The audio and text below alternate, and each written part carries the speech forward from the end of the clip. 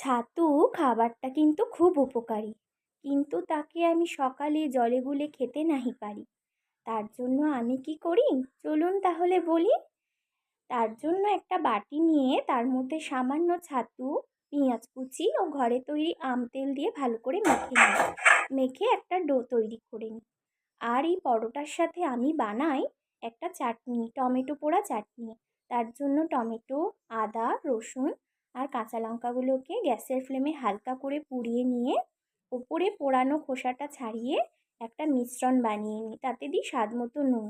তাহলেই কিন্তু চাটনি রেডি হয়ে যায়।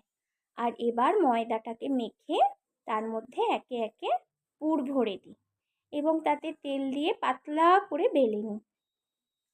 পাতলা করে বেলে এবার চাটুতে দিয়েই কিন্তু এপিঠ ওপিঠ ভালো করে সেঁকে তেল দিয়ে ভেজে নিলেই ছাতুর পরোটা তৈরি হয়ে যায়।